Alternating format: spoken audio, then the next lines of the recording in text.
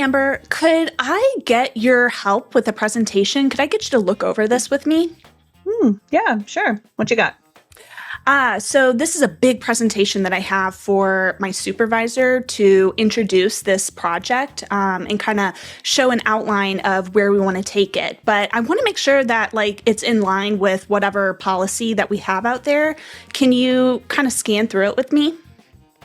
Yeah, I think you've got it good, right? Like we just kind of wing it, figure it out, and I'm sure you'll be great. Really? Okay. Well, maybe I'll just kind of look through and I'll do some final touches. Do you think though, maybe the proposal piece, could we go over that maybe? I know you've got experience with this. Maybe we could take a look at that together. I think you're fine. It seems to be very understandable. And yeah, I don't think there's really anything to cover here. I think you're good. Really, I'm not sure that this is really as intuitive as you might think it is. It's, because we don't have this software yet. So this is like a proposal to implement it. I kind of want to make sure that this really demonstrates the benefit and everything. I'd really appreciate it if we could maybe, I could do a dry run, maybe run through it with you. You're really smart, and I'm not concerned that you've got this under control. Okay. Boop. Hey, everybody. Hi. Sanity Pending Podcast here. I'm Amber. I'm Holly. And we are coming to you today to talk about gatekeeping. Yeah, buckle up.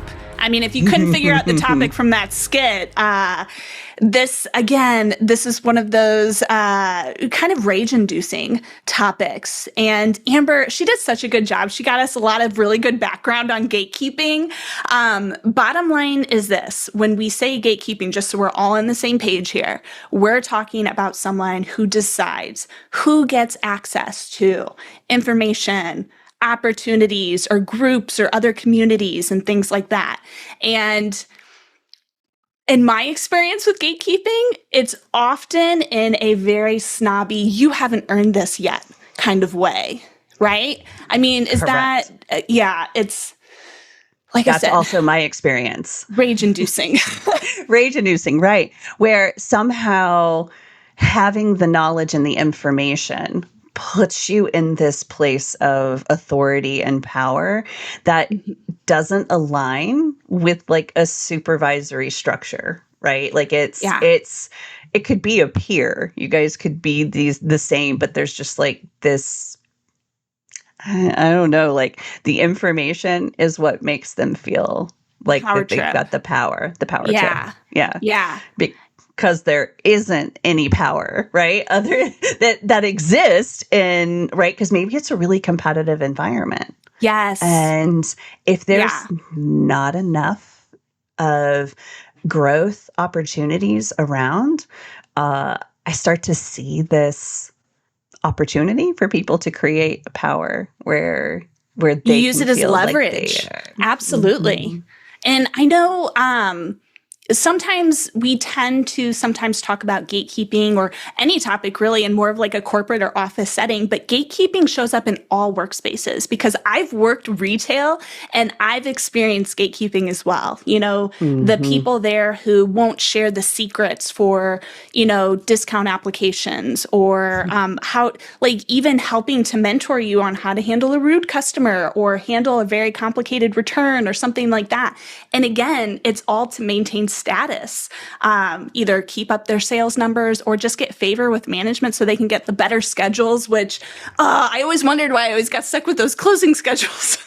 But yes, gatekeepers show up in all workspaces.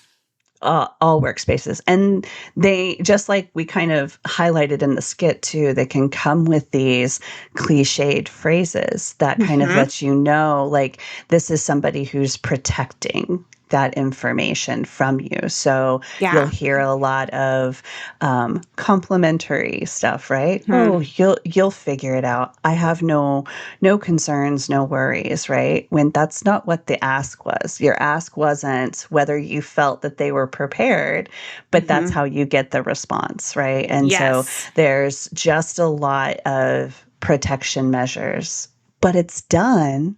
Holly, it's done in such a way that it doesn't feel like you're being kept out of anything. It can be Hmm. said in the nicest way possible. I know. It's really hard sometimes to call out a gatekeeper, when you're in Hmm. the moment.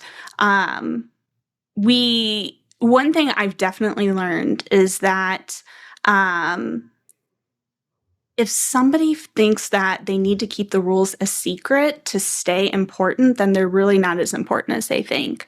And then just, navigating around that person, because I've had people who were assigned to be a mentor to me, to teach me, show me the ropes and things like that. Hmm. And, it's often those kinds of pleasantries. And then the stark contrast to I ask a colleague or I ask a friend or somebody who's like, has true is a true mentor, and it's vastly different. Let me tell here's the context for that, and let me show you where to find that so for next time, teaching you to fish and stuff. But not everybody has that next person, that other person that they can go to. So navigating that is really tricky. Yeah. And sometimes if this person is an like unwitting mentor, right? Like Mm. they are uh the natural person to get the information from, but Mm-hmm. they don't want to be that person. So you kind of have this line that separates between when somebody's actually mentoring you, like your description kind of filled in, and then whether somebody is just manipulating the situation to keep you in a place. And so it offers this Yeah. really kind of, it almost, maybe it's a little like close to and akin to gaslighting, where you I start to was just question. thinking that. Yes. Like, am I dumb? Yeah, Like, am I just not getting it? right. I got this job, but maybe I was like totally unqualified. It makes you second guess your abilities. Oh my God. Amber, oh my God, mind Yes. meld. We were Yeah. thinking the same thing as you were saying that. Ah, it's so infuriating. Yes. And so they use that, especially if you're a high performer, because high performers are constantly of the mind of like, I'm just trying to be as efficient as possible. I'm trying to Hmm. take this thing. I just need to learn how to do this thing so that way I can move on to the next stuff. I can get creative. I can put myself in this space that allows me to continue to achieve to the standard and to the level, right? And so when you don't have the ability, you have to use another person to get you there, and that person is blocking you. Oh, Yeah. the Or, gaslighting can really make you feel, right? Like yes. that you are in this like stuck hellscape. Yes. Oh my God. And like, I don't know about you, but then you try to do the manipulation piece too of like doing the flattery. It's like, well, so much of this. Could I please, like, and then I have to beg you to help me. Like, let me, give you all, like, flatter you as much as I can and then beg you. Oh my God, it's a horrible place to be in. It really is. Right. And it's like the word that it makes me think of is like it's really insidious. So This insidious. unspoken manipulative behavior that Mm-hmm. though you may recognize it and then try to play that game, like Mm-hmm. nobody wins. When it becomes a No. game of manipulation, no, Yes. it's a No. lose-lose all the way around. And it's teaching you really not the skills about how to do your job, right? And like and a lot in almost every workplace, right? Is it really about you being able to do your job, or is it about you having to manage around and work and navigate people? It's the Right. people that So make some true. of these jobs hard, not the task. No. Oh my God. So true. And I think too, like, gatekeeping, it feels like I think when you just hear gatekeeping and you think, oh, somebody who just, has all the answers or whatever and just isn't willing to share it, how bad can it be or whatever? Like how damaging gatekeeping really is, because it isn't just somebody who's blocking access to information. It really is about like breaking down trust in the team. It creates suspicion within the team. I can't tell you, like now all of a sudden it teaches all of us that collaboration isn't a good thing. It's risky to get involved in, right? Because who's going to backstab me? You're always looking over your shoulder. Your head's on a swivel all the time. It's really toxic, It's very toxic, and it chips away at the confidence level that you have. So though you may have come in and you're like, I'm so excited, I got this new job, or even, or just a new role, right? Yeah. And it's quickly like, what have I done? Like, where am I at? Like, and when you have to put up, and when a majority of your work, right, is kind of putting up these boundaries and trying to navigate who you are in this kind of environment, then you really don't have the opportunity to do the job, right? Like, because you're trying to figure out who you are in that space. But the intentionality behind keeping you in the dark, keeping you out of the loop, keeping you, right? Like, and I don't know the motivations behind it other than just the guesses around the power and the like the political savviness that somebody thinks that this means that that information is their power, right? And so I am curious if there's other if anybody listening, right, like has other insight regarding those motivations, because I've only seen it as a power. Oh yeah, grasp for control, right? When you suddenly feel replaceable, like you're desperate, you're clinging to any scraps. And yeah, that's really the only reason I can think that somebody would do that. And it's, again, to maintain some semblance of control. Yeah. Ugh. Right. But in the problem solving, when you think they're like, is this a me problem or is this a them problem? And then not being able, like you had mentioned, like not being able to call out that this behavior is happening, and like, how do I know where I can do something? And then it tends to be that you start asking questions and then go around, which then creates more work, and right. And then you don't know the relationship structures sometimes to know, like, are you digging yourself in deeper by getting more people involved in this? Because you have the intuition that's like, something's not right here. And then when you start asking questions around it, and then you actually dig it in deeper where other people start to kind of form the click around, like, oh, are you trying to say something bad about my really great friend, coworker, right? Like, there's nothing wrong with what they do. They're amazing. And you're the new person. Yeah. Right. Definitely. And so, I don't know, even just being curious around, like, is it me? Is it them? Right. Can also make that scenario worse. Yeah, I know. And then I think we've talked about it before, but it's kind of like, yeah, when is it just, I'm still learning the job, I'm still new here, I'm still learning things, versus like, yeah, I don't know these people, so are they intentionally withholding something? Like, you want to give people the benefit of the doubt, but it's not a great first impression. It makes it really challenging. And even for people who are established, who just like, you've been there for a while, like I said, it doesn't create an environment where people work well together at all. It's a terrible workplace culture. And again, it's in all workplaces, because I've experienced this long before I started working in an office. And it's sad to, like, surely this can't just be this is just how it is kind of situation. I'm curious what somebody, I know we've got a story for today. I'm really curious about somebody else's experience with it, see how relatable that is. We do have a story. Are you ready for story time? I'm ready for story time. Give me the story. Ready. It's pretty tough. So just like this, it's just a tough topic. Yeah, to be it honest, is. because of I'm already feeling all how, sorts of ways, yeah, like how angry, right, this could make you. So, okay, so this is a story that was submitted to us to share. So again, non-identifiable, but our team was working on expanding what we offered to customers, and it meant learning new skills that we didn't currently have.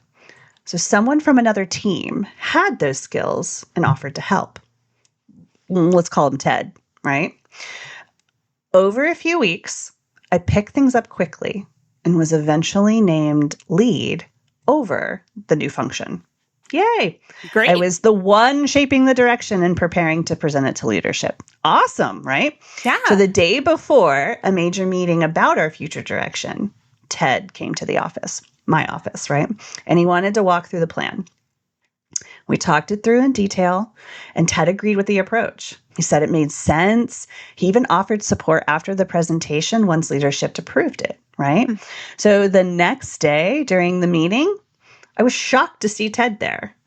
And then one by one, Ted started pointing out why my proposed direction was outdated and not viable, thus ensuring he was still the expert in the room in front of the leadership, right? That was at the table. I was stunned. Someone I thought was an ally had just dismantled my credibility in real time. Oh my gosh. Oh, Amber, Debbie. I am seeing red. That makes me so angry. I had a hard time finishing the last sentence, right? Regarding like one, just the visuals of like, Yeah. one, you didn't tell me that you were going to be in this meeting. That's right? very sneaky behavior. Right before I am set to present. And then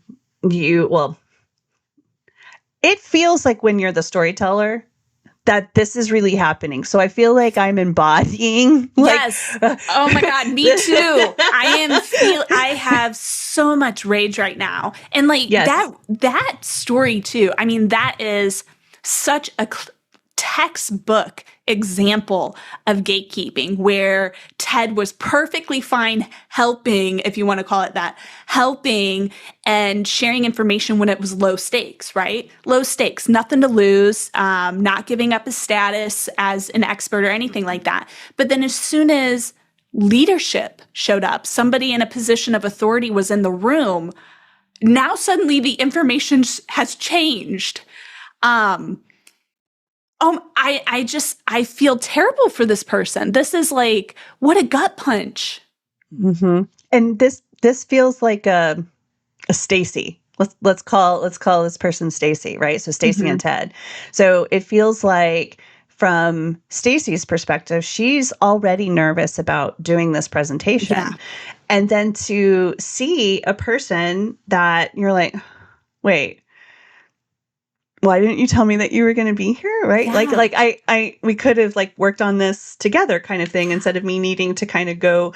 And then now you're right. Like, so already I'm sure that could have put Stacy like off of her game to be like, this has changed. And then to do your presentation with confidence because you did vet it with this person who was considered the expert, right? And then you're like, hey, okay, I'm ready to go. I'm going to talk about the thing that happened. And then to have it completely pulled out where you are like the embarrassment, the shame, that like so many emotions and like just imagining what Stacy would have felt like in that position as like, I am the person who has been given the lead of this. And then now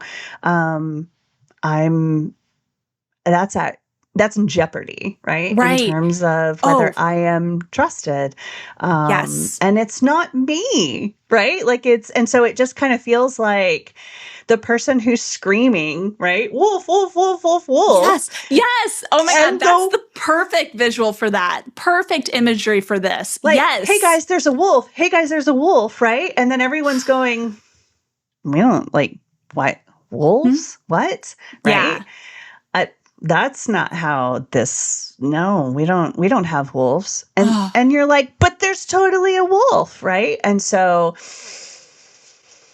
Stacey, God, and I think it's really important too, like the difference between like what Ted did there and like feedback, because I feel we've talked about the gaslighting, Amber. I feel like this would be one of those things where Stacey would go to Ted after the call and be like, what the heck? Right? Like, how dare you? Like, what was that about? Like, what's going on? Right. That was a power move. That was not feedback, because feedback would have happened before the meeting, not as let me pull the rug out from under you. I'm going to do a public takedown in front of people, in front of witnesses, probably even her supervisor, because, it mentions leadership. So I'm assuming her supervisor plus maybe her boss's boss. I mean, the humiliation, that was the purpose, right? That was the point. It was to cause humiliation. This wasn't a learning thing. This was I'm going to embarrass you, thus making myself look better, but in just like the most like horrendous way possible. It's disgusting. Stacey, I feel so bad for Stacey. I know, right? Gosh. And that you think that this person actually cares. See, and that's where Yes. this like if you just look at the overall, like an outline of behaviors, right? Mm-hmm. I have this person that I am going to, and I am communicating and collaborating with, right? All fine. This person comes, checks in, wants to make sure that, that's not their intention behind it, as we know, right? But looking on the outside, there's nothing wrong with that behavior. And there's nothing wrong with going in and kind of asking where somebody is at. And if they've got other questions, right? And then there's nothing wrong with the fact that those two people are in a meeting together. And there's nothing wrong with the fact that questions are asked around somebody's presentation. So on the outside, nothing about this looks wrong. And it is, that's what makes it so insidious, right? It is that power play, the intention, the reasons behind it, right? Like that is so gross. Yeah, the insidious is such a good description for it, because it really is the manipulation, the backstabbing, all of these things done in secret, like, somehow getting yourself invited to a meeting. Like, I can't imagine the behind the scenes conversations that went on for Ted to somehow get an invite to this call. Like, what the heck? You're not the lead. You're not even on you're on a totally different team. Yes. Oh, it's very insidious. And all of this together, though, I think it's really, we've talked about the trust, right? It's eroding trust. It's creating suspicion on the team. It's, hurting the workplace culture. It's also creating, when this happens over and over and over again, when Ted does these things, this is not the first instance. Ted is a pro at the manipulation and a pro at calling people out in an effort to make himself look good. It creates a hostile environment. It really does. Over time, it creates this environment where people don't start to feel safe. And there we go. All right, we've had our first 404 moment of the call. I guess we can't have a call. We can't do an episode without a 404 moment, Amber. That's going to be our thing. Is that going to be our thing? Technology issues. Technology. Friend or foe. We talk about gatekeeping. Technology is here to help. And then what does technology do? Leaves the room. Right when you need it. It knew. Ted is technology. Yes. How dare it?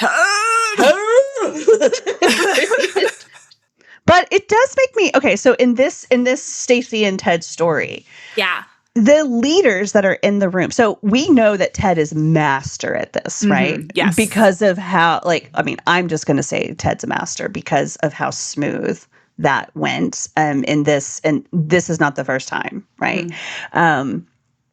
So how how does Ted get to keep doing that? Because this is a pattern. So, where does the pattern not get seen by leadership?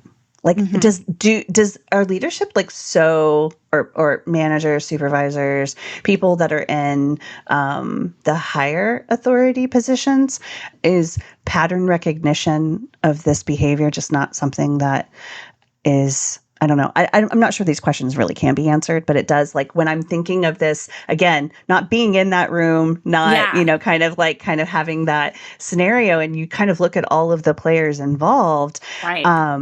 Like, how does this matter behavior get continued? Like, where is the trap that Ted could fall in?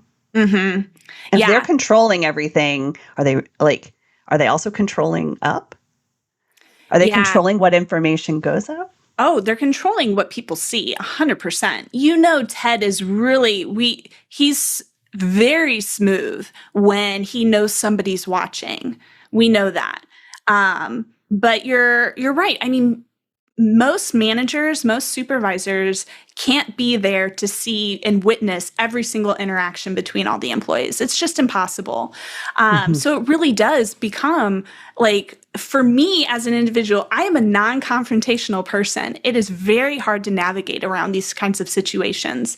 But that's where it comes into, like, recognizing, like, do I have alternative means to get the information that I need, get the resources, whatever it might be, or am I is there absolutely no way I can accomplish my job? The performance standards that have been set for me, there's no way I can accomplish this without Ted's help, which there should be a discussion about, like, why is there an individual responsible for how another person performs? But that's for a whole other topic.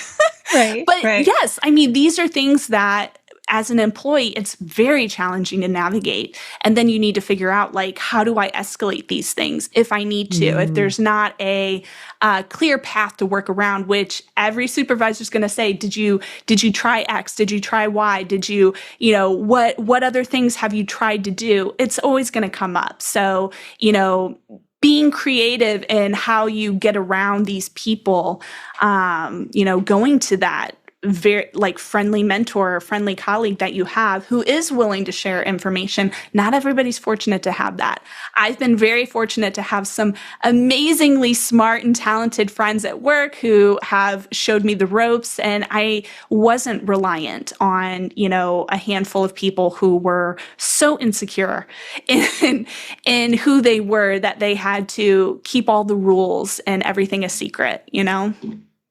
Yeah, no. And I really love that you pointed out the fact that because Ted is such a master at this, that it's really about controlling what is seen. So you're right. Yes. Ted has controlled what has been seen in terms of his reputation. So if leadership's not going to question that they get what they need from Ted, they're not going to question, like, if this information is correct, if it has been he's already established that. So the questions come from the new person, or to the new person. So it's like, hey, if Ted's got questions, and Ted's always been the person for me to get information from, it's going to be more natural to trust what Ted says, which then builds that sense of power. Yeah. It just kind of supports that environment, which is really sad because that's what the leader needs. The leader needs to be able to focus on the harder things that are coming up, and not so then the strategy, right? They want to know the results, the output, the stuff, but, like, they're focused on strategy. They can't be in there monitoring workplace relationships and things like that. Right. It's actually impossible. They have an actual job to do too. So yes, it's Correct. Oh God. So it just is ripe for this kind of stuff, right? It really is. And a lot of environments, unfortunately, are not set up in a way that promote collaboration and things like that, like sharing of information. Places where this is rampant actually makes those things feel very risky, right? Like, collaborating and working with other people, you constantly are Wow. Well, let me just say, Times two. oh God, yeah. You know what? I've lost my momentum here. Oh And no. Amber, you are such a my very, very smart friend whose technology is working perfectly. Give us some coaching insight. I want to hear from you. I'm going to just I know, pray this right? keeps working well. I won't say anything. I swear. Technology says you're done venting and let's move it I was on, venting. right? Yes. You're done. And so let's move it on. Okay, so then if you are Stacy in this, Mm-hmm. right? And Yes. we want to work our way through, like, again, we can't fix Ted. We No. can't fix kind of the scenario. And the only way that we truly have the most control, right? If you don't have a way, is to really kind of change our perspective and be able to manage ourselves. And Mm-hmm. so part of the ways that we can do that is kind of looking at our mindset and perspective. And so the question that we can consider here for a reframe, if you are currently in a gatekeeping environment, relationship with someone, is who benefits from me not being fully trusted here? So if we are talking about trust and you want to try and reconsider where you are in that, like, so when we try to look at this scenario and we say, who benefits from me not being fully trusted here, then it's Ted. Yeah. Ted benefits, right? So being able to recognize and call out. And I know that we spent a lot of our time already calling out and kind of recognizing that it is Ted here. But this question helps identify that Stacy didn't do anything wrong. So when I we are think that's talking important to about, remember. So important, Amber. Thank you for saying that. Yes, so important to remember. because sometimes you might know the answer, but it is where you then take your next steps. So if your next step after this is to go back into your presentation, where did I mess up? Where did I go wrong? Where did I not see, and anticipate these questions? It may not be your first spot to go, Ted set me up. You might take that personally, and you might sit there and go, I could have done this better. It offers an opportunity for the person who is embarrassed and shamed to turn that into a negative self conversation about what you could have done better. And that's crazy making sometimes, right? To sit there and take all of what happened in that scenario and take it on personally. And so this question isn't necessarily asked from the perspective of who's to blame in the scenario, but it helps you identify where that you can skip and avoid the negative self-talk to know how to plan and prepare what the next steps are for you. Because again, this is all about how you respond to this. Yeah. And so if you are sitting in Stacy's position, feeling that shame, feeling embarrassed, feeling that you can't be trusted, and you're going, wait a second, but I did all of the things that I needed to do. And I didn't have that information. And I didn't have that. If you ask yourself who benefits from me not being fully trusted here, how did I not get that information? It's not to open a blame track. Again, right? Like there's fine lines here, right? But it is not to sit there and go, oh, Ted this, Ted that, but to recognize and go that Ted did this. I'm not going to Ted again. That changes the behavior. So it changes the cycle and it changes that kind of gatekeeping behavior. Yeah. For you as the person who's been impacted, you're not going to necessarily change it for the culture. Right. So again, this question is tricky because it is aimed to avoid taking on all of it about the would, shoulda, couldas, but also to identify that this was a shared event and how do you do it differently next time? I like that. Right. How do you do it differently next time? Because you can't change Ted, but you can protect yourself from Ted. You know now. And how do we do that differently next time? Yeah. Right. So Yeah, because all of these are larger than just the two individuals at play, Yeah, right? it is. All of that behavior is supported by something larger, and one individual can't change the whole system No. of what's happening. But part of what we hope that these takeaways kind of offer, yes, they're great to vent and laugh and have, fun stuff to talk about, No, you're like the not alone. craziness, Yeah. right? No, And know you're that not you're not alone. alone. Yeah. But being able to kind of take the power back for yourself and to Yes. go, I like I can that. call that out. And then this Yeah. is how it's going to change my behavior, because that's how you continue to learn. Mm-hmm. And it may not feel good to learn these things. It's not about feeling good, right? In No, all the right. scenarios, but it is about how can you best protect yourself. I like how you said that. Like Mm-hmm. Yeah. sometimes that's what we got to do is like, how can I start building my new set of armor where Yeah. I don't want to become Ted. Right. Like, I don't Mm-hmm. want to learn how Ted is doing it because I don't want to be Ted. I don't want to be a Oh, version of Ted. but I loved how you said that it was like, I want to learn how to do it, like my way. I'm going to learn my way of doing things. I think that's such a healthy way to look at something that, you are like, you are chosen to be like Stacy was chosen to be the lead on that project for a reason. And you can forge a way forward for these processes for whatever it might be. You have the skills and ability to do that. You can do it your way. Just because Ted does it one way doesn't mean that's the only way.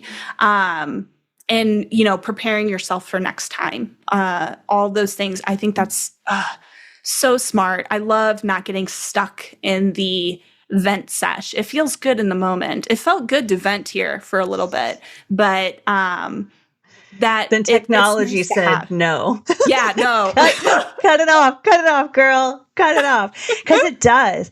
You're not wrong, right? Like there is something about being able to talk about this crazy thing to go Yeah. like, because sometimes you just need to know, like, is it me? Like, You question it. And so being able to soundboard with someone else, but then if you go and you stay stuck in the soundboarding, right, then we're hopeful that these questions, right, kind of get you out of the soundboarding into strategizing. Imagining what that is like for Stacy, like I am like Yeah. my stomach hurts and my face feels flush from the embarrassment and the shame Yeah. of being in that scenario. And so I just want to give Stacy a hug because I'm like, Yes. Stacy, I'm sure your presentation was great. Yes. And right? Like You were chosen to be the lead for a reason. you were chosen. That's right. Right. And I wanna focus on that. The things like lean into why you would have been the one if you were the fast learner, if you were the right. And to have like one meeting and one person, I don't want that to be taken away from you. No, don't let it derail you. Yeah, absolutely. Don't let it derail you. And so like that individual, Ted, and others like Ted will be stuck. They are not going to be as likely to learn the new way. So when you start learning the new ways around, and being, and it might actually kind of generate more creativity around, how could I reframe and rethink how I'm doing my work? I love that. Too. It's so healthy. So I don't need to go. So I don't need to go through because again, you are strong and you are capable, and there's a reason why you were chosen for that. And so lean into your gifts, as they say, right? And I love it.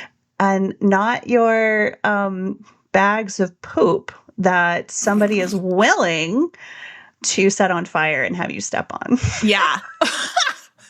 It could be a confidence boost that you're like, oh, I was seen as threatening because I have great ideas. Threatened by me, right? So another way to change that perspective, like I get it. It is a stretch to go from feeling embarrassed and shame into feeling like, oh, but I was a threat, right? Like it is, it does. that is a leap, right? But to go from, but I'm so powerful, right? Like that. Yes, I actually really like that. I think like the more time you have away from that situation, it's going to be easier to see that in yourself. It's going to, yes. And this is one of those cases like, yeah, you're not going to feel good immediately. Like you're going to need some time. But it's nice to have the reframe. It's nice to have some of these thought-provoking questions from our coach to, help us see it different and not focus on something we can't control. Think about the things that we can control. What can we do differently going forward? Man, and just before we get ready to do our little closeout piece, I do want to just like remind people that we want to hear your stories. We want us, Stacy, everybody, we want to know like, what are you going through at work? Send us your anonymous stories. We have a form all set up on the channel. Don't put any names or anything, or we're going to scrub it if you do. But we want to hear your stories, hear about the chaos, hear about the madness, and let us talk about it.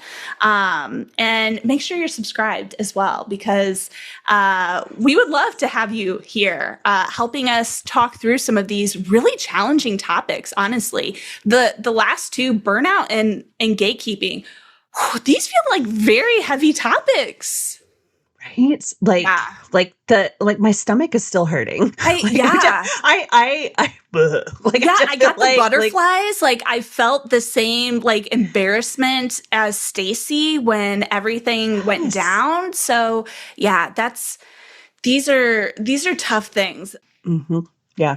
It really is. And if you want to be part of the conversation, but not submit a story, and you really enjoy kind of what we're doing here, we do have a subreddit. Yes. And so we're posting polls and questions and threads to just keep the conversation going.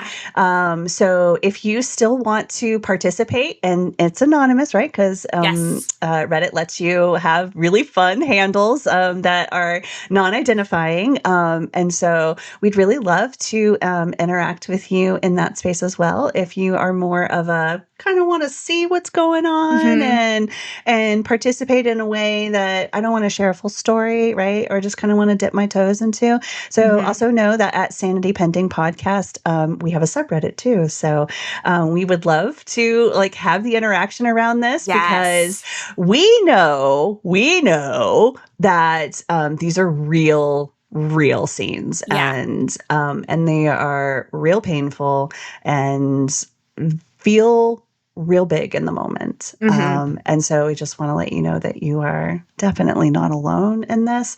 And that we can laugh about it like on the other side of it. But but we're trying to help you build what that other side looks like. Yes. And give you the power, because we want to use power for good. Yes. Not for evil. Right. So yes. The evil Teds out there. The evil Teds out there. Sorry if you're named Ted and you're actually really nice. Yeah, no, Ted, you are totally welcome to be a part of the community. Right? I know. I feel like with some like different names for some stuff. Something to think about for the next story. Something to think. I know, right? Like we're asking you to scrub names, but yet we give them names. So it's so hard to talk in abstract terms. So it's nice to have like a name that you could be like you. Yes. And like when I read a story and I'm just like, this is me, even though it's not my story. Right. Yeah, and so like I know I see myself in it. And so that's why I'm just like, I need to get some distance from it, put a name to it. Yes. And so, maybe. So if you've got ideas for what we could use, we'd love to hear it. If not, then we'll just play around with adding maybe non real names. Maybe we can pull in something interesting. Cat names, movie names, right? Yeah. Rambo, Terminator. You'll need to subscribe to see what we come up with for the next story. Yes. I mean, I'm curious what we come up with. Using our power for good. Yes. Our powers combined. No. Oh, Captain Planet. I wasn't sure if you were going to get the reference. It's so old. is because I'm so old. But okay, so before we start going too far down memory lane, folks, right? Like that was our distraction to kind of like clear our brains of the tough, yes. Right? Like it was a tough palate topic. Cleanser. Thanks for hanging out with us. We are Sanity Pending Podcast. This is Holly. This is Holly. Holly, am I doing the closeout with the stuff? Holly? Am I doing the thing? Yes, it's my turn. Okay. Your turn. So we are Sanity Pending Podcasts, and we would love if you stuck around and joined us next week for their next episode. And this is your reminder that if you haven't throat punched someone this week, it was a good week. See you next time. Bye, everybody. Heck yeah. Bye-bye.